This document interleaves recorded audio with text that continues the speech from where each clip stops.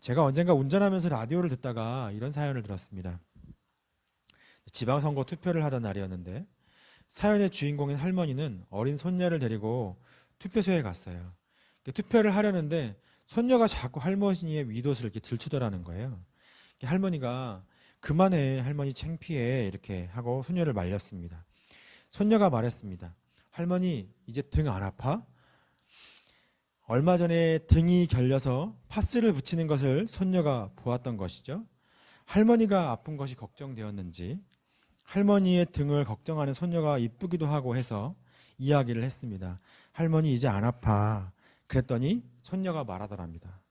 할머니, 그럼 업어줘. 나 다리 아파. 할머니가 할 말을 잃었어요. 하지만 당황하지 않고 손녀에게 말을 합니다. 할머니가 아직 다 안 나았어. 조금 아파. 그래서 못 업어줘. 손녀가 할머니에게 응수합니다. 그럼 배는 안 아프니까 안아줘. 다리 아파. 이랬다는 거예요. 제가 듣고 재밌어서 웃다가 이런 생각을 했어요. 이 자기중심적인 우리의 마음은 아이와 같은 이런 미성숙한 사람일수록 더욱 두드러지겠다 하는 생각을 했습니다. 미성숙한 사람일수록 주변 사람들을 돌보지 못하고 자기밖에 모르는 모습이 드러나는 것이라고 생각을 했습니다. 우리가 나이를 먹어도 별로 다르지 않은 것 같아요. 성숙할수록 다른 이를 배려하고 더 많이 이해하고 품을 수 있죠. 가장 성숙한 섬김을 보여주신 분이 누구일까요? 우리 주 예수 그리스도이십니다. 우리 주님이 우리를 섬겨주셨어요. 우리를 품어주셨어요. 주님의 섬김은 성숙함을 넘어서 온전함에서 나오는 거예요. 온전한 주님의 온전한 섬김이 우리에게 복음으로 전해졌죠. 마가복음 10장 45절입니다. 인자가 온 것은 섬김을 받으려 함이 아니라 도리어 섬기려 하고 자기 목숨을 많은 사람의 대속물로 주려 함이니라. 우리는 그동안 복음이 무엇인가에 대해서 우리는 참 여러 과정들을 통해서 우리 예배를 통해서 복음학교를 통해서 우리는 복음이 무엇인가에 대한 것을 여러 번 함께 나누었어요. 복음은 예수 그리스도이십니다. 복음은 예수 그리스도가 우리 가운데 오셔서 하신 일이죠. 그래서 복음은 예수 그리스도를 믿을 때 구원을 얻게 되므로 예수 그리스도를 주로 고백하라고 선언하는 것입니다. 오늘 본문은 이 복음에 대해서 확인해주고 있습니다. 오늘 본문은 바울이 예루살렘에 갔을 때 있었던 일을 소개하고 있습니다. 바울은 회심을 경험하고 예루살렘으로 잠시 들렀어요. 15일간 잠시 머물고 떠났습니다. 그리고 자신에게 주신 사명을 따라 14년 동안 이방인에게 복음을 열심히 전하고 이제 다시 주님의 말씀을 따라 예루살렘으로 갔어요. 예루살렘 교회의 유력한 자들, 기둥같이 여기는 베드로, 야고보, 요한, 그리고 예루살렘 교회 사람들과 같이 그동안 전했던 복음에 관한 이야기들, 그 복음에 대해서 이야기를 나누고 확신 있게 선언하는 시간이었습니다. 이러한 과정을 통해서 복음을 위한 각자의 사명은 다르지만 또 복음을 담아내는 그릇은 다르지만 그 안에 담긴 복음의 본질은 동일하구나 라고 하는 것을 확인하게 됩니다. 유대인이나 헬라인이나 예수를 믿고 주로 고백하는 자들은 누구든지 구원을 얻는다라고 하는 것이죠. 바울은 지나온 자신의 행적을 소개하므로 자신이 전한 복음이 진실하고 또한 독립적이지만 동일한 본질의 그 복음임을 갈라디아 교인들과 자신의 대적자들을 향해 지금 설명하고 있는 거예요. 사도들과 바울의 사역은 동일하게 예수 그리스도의 복음에 기초한 사역이었어요. 예수 그리스도의 복음은 생명입니다. 사람을 살립니다. 복음은 사람을 살립니다. 주님의 사역도 사람을 살리는 것이었습니다. 사도들의 사역 역시 사람을 살리는 것이었습니다. 복음은 나를 살리고 사람을 살리고 주님의 기쁨이 되는 사역으로 열매를 맺게 하죠. 사람을 살리는 그 복음이 어떤 열매를 맺게 하는가? 오늘 말씀을 통해서 묵상하는 가운데 함께 주님의 마음을 알아가기를 소망합니다. 사람을 살리는 복음은 어떤 열매를 맺게 할까? 첫째는 사람을 자유하게 한다는 거예요. 사람을 살리는 복음은 사람을 자유하게 합니다. 복음에 기초한 사역은 사람을 자유하게 합니다. 3절입니다. 제가 읽겠습니다. 그러나 나와 함께 있는 헬라인 디도까지도 억지로 할례를 받게 하지 아니하였으니. 바울은 바나바, 디도와 함께 예루살렘에 갔어요. 바나바는 유대인이에요. 근데 디도는 헬라인이에요. 헬라인 디도는 바울이 이방인에게 전한 복음의 열매죠. 디도를 데리고 예루살렘으로 향한 것은 바울이 복음에 대한 확신이 있었기 때문이에요. 이방인에게 복음을 전하고 그들에게 구원이 있다. 그들이 예수를 믿고 구원을 얻었다. 유대인에게만 구원이 있는 것이 아니라 이방인에게도 구원이 있다. 오직 예수를 믿음으로 말미암아. 그런데 바울을 대적하는 사람들은 이것을 놓치지 않았어요. 갈라디아 교회를 혼란스럽게 했던 거짓 형제들, 유대주의자들이 헬라인 디도에게 할례를 받도록 압력을 넣었을 것입니다. 사도행전 15장 1절입니다. 제가 읽겠습니다.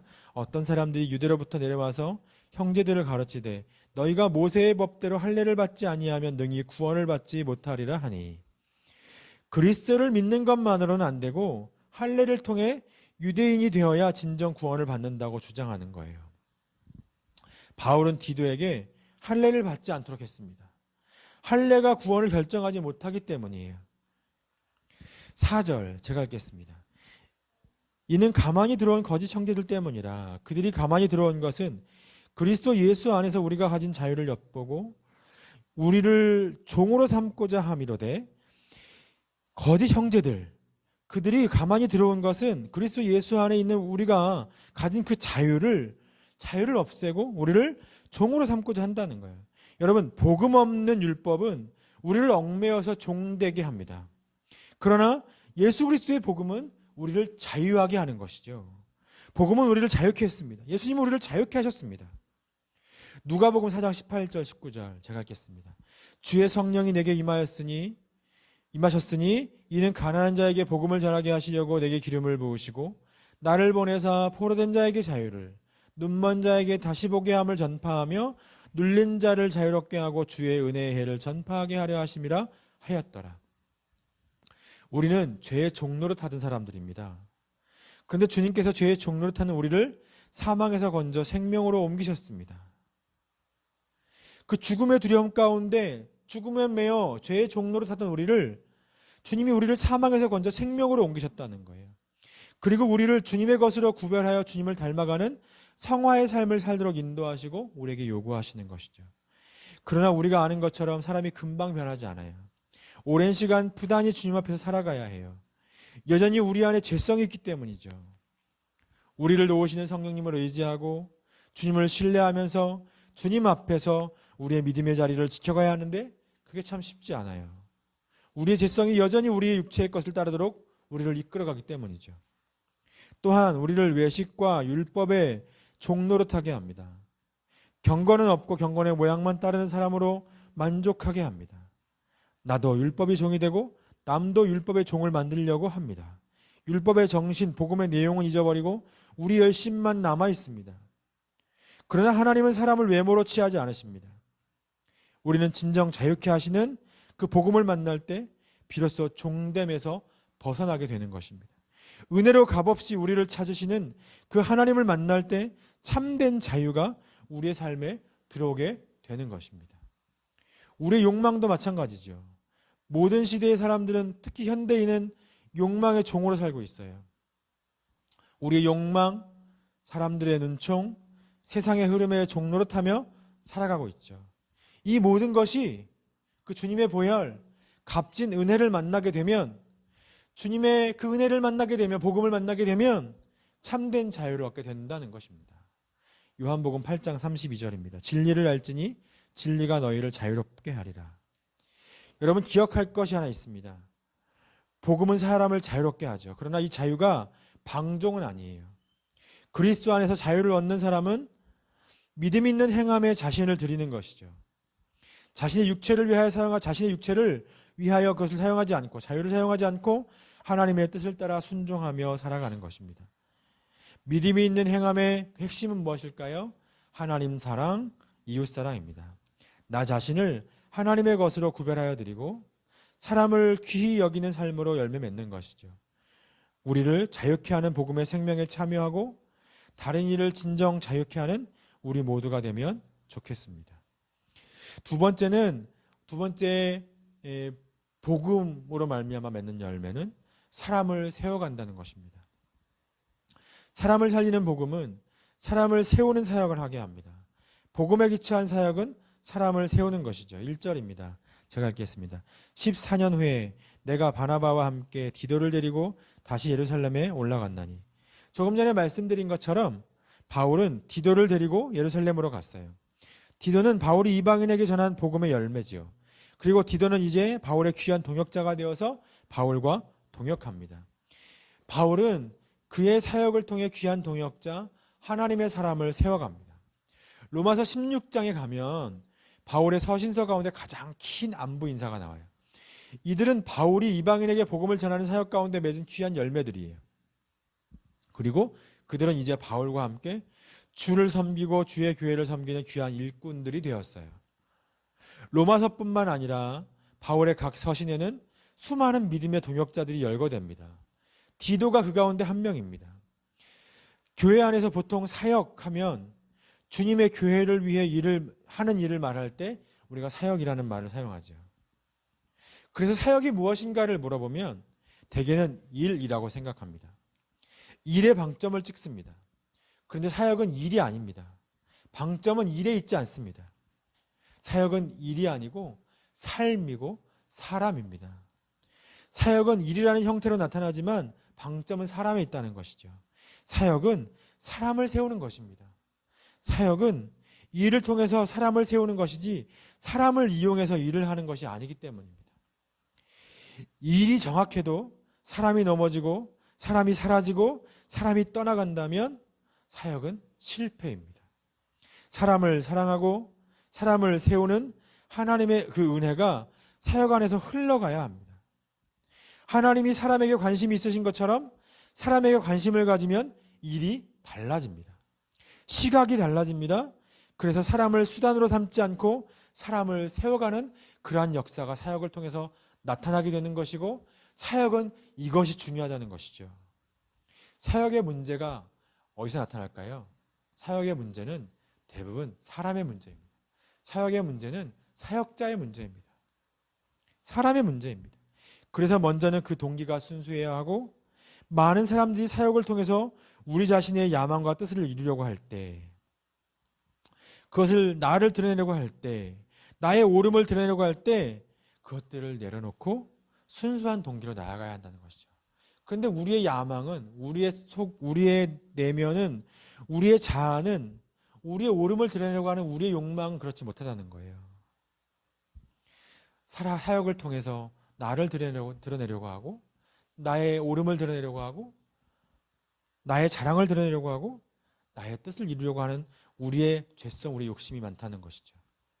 본문에 나온 거짓 형제들이 가만히 들어온 것은, 여기 보면 그 거짓 형제들이 가만히 들어왔다라고 표현하는데, 그들이 가만히 들어온 것은 그 동기가 순수하지 못했던 것 같아요. 우리도 사람들을 보면 느끼는 것이지만 당당하지 못하면 가만히 들어오죠. 가만히 들어와서 어느 순간 본색을 드러냅니다. 그러나 바울의 사역은 처음부터 끝까지 그 사역이 주님으로부터 시작되어 주님으로 끝났습니다. 오직 주님을 표대 삼아 부름의 상을 쫓아 달려갔습니다. 복음의 진정성을 위해서 그가 받아야 할 대가를 다 치르면서 달려갔습니다. 그래서 귀한 믿음의 동역자들을 세울 수 있었습니다. 우리는 오직 하나님의 영광과 하나님의 기쁨이 우리의 가장 중요한 동기가 되기를 간절히 소망합니다.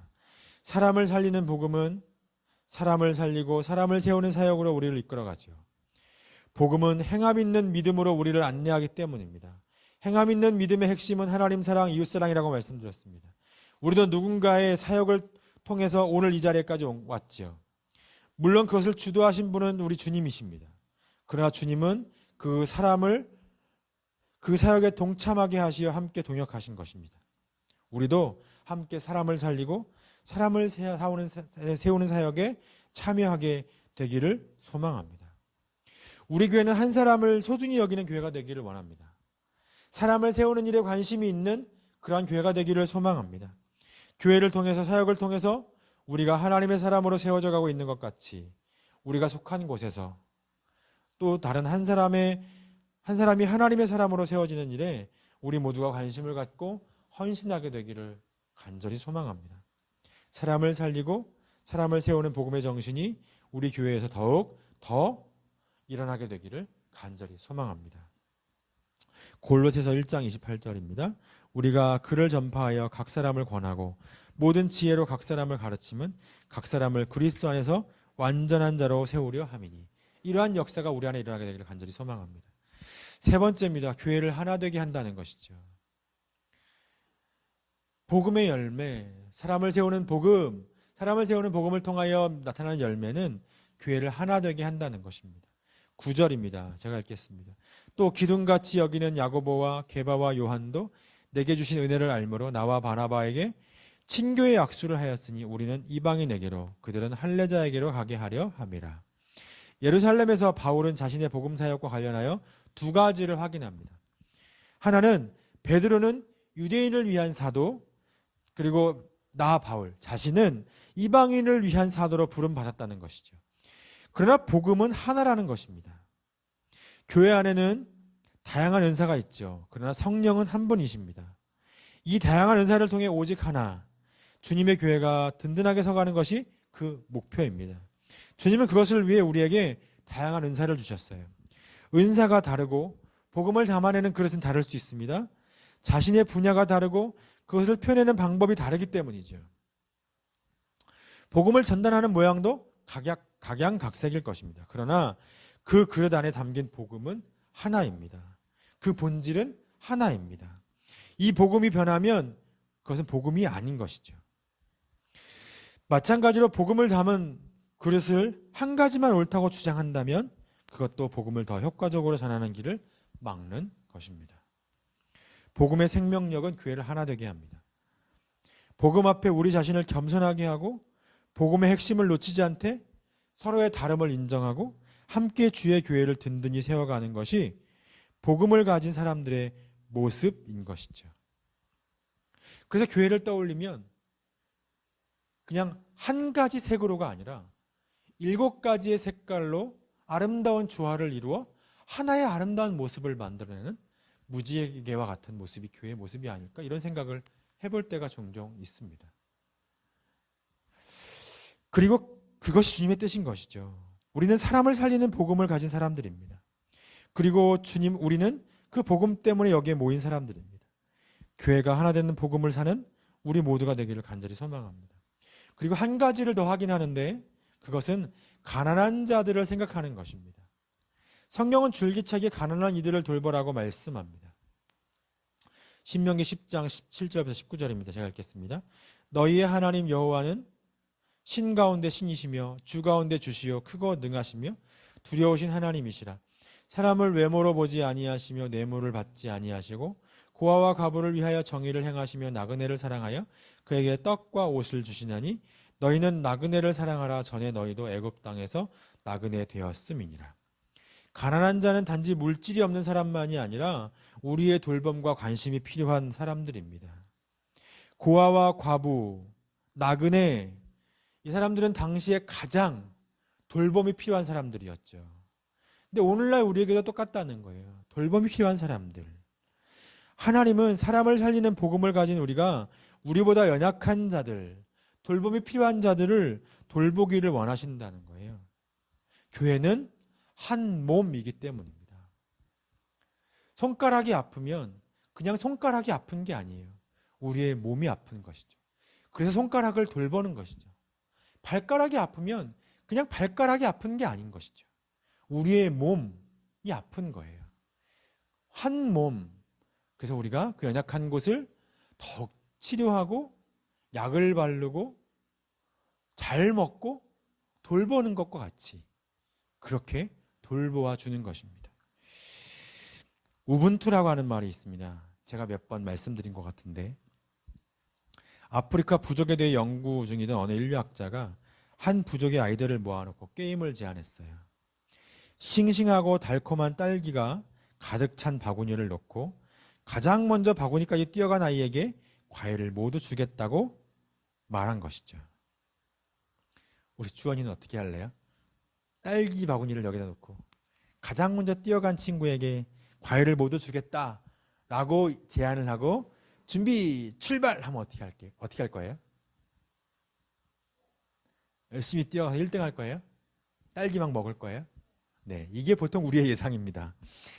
앞다투어 뛰어갈 거라고 생각했던 예상과 달리 아이들이 미리 약속이라도 한 것처럼 서로의 손을 잡았다는 거예요.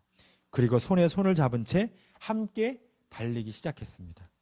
바구니에 다다르자 모두 함께 둘러앉아 입안 가득 과일을 베어 물고 키득키득거리며 재미나게 나누어 먹었습니다. 인류학자가 물었습니다. 누구든 1등으로 간 사람에게 모든 과일을 주려고 했는데 왜 손을 같이 잡고 같이 달렸느냐라고 물어본 것이죠. 그랬더니 아이들이 우분투라고 합창을 했다는 거예요. 다른 아이들이 다 슬픈데 어떻게 나만 기분 좋을 수가 있어요? 라고 되묻더랍니다. 우분투는 아프리카어로 우리가 함께 있기에 내가 있다라고 하는 뜻이라고 해요. 남아프리카 공화국의 넬슨 만델라가 우분투에 대해서 이렇게 설명했습니다. 옛날에 어렸을 적에 우리 마을에 여행자가 들르곤 합니다. 여행자는 음식이나 물을 달라고 할 필요가 없습니다. 들르기만 하면 사람들이 밥상에 음식을 차려주기 때문입니다. 이것이 우분투입니다. 우분투는 사람들이 자신을 위해 일하지 말라는 것이 아닙니다. 중요한 것은 그렇게 일하는 것은 여러분 주변의 공동체가 더 나아지게 하기 위해서 그 일을 하느냐 하는 것이지요. 우리는 사람을 살리는 복음을 받은 자들입니다. 우리가 진정 복음 안에서 자유를 누리고 우리의 자유가 다른 이를 살리는 생명력 있는 복음으로 나타나게 되기를 간절히 소망합니다. 우리는 사람을 살리는 사역에 동참하도록 부름받은 사람들입니다. 우리의 사역을 통해서 수많은 하나님의 사람들이 세워지기를 소망합니다. 하나의 복음, 다른 은사를 통해 교회를 세워가고 우리의 주변의 연약한 이들을 돌보면서 함께 행복한 교회, 하나 되는 교회로 우리가 세워져 가게 되기를 간절히 소망합니다. 성령님의 인도하심과 은혜로 이 복음을 살아내는 복음의 사람이 되어 오늘을 살아가는 우리 모두가 되기를 간절히 소망합니다.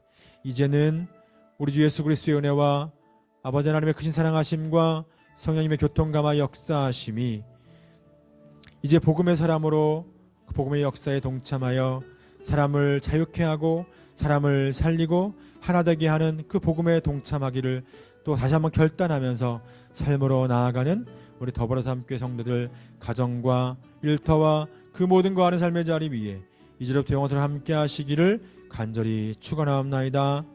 아멘.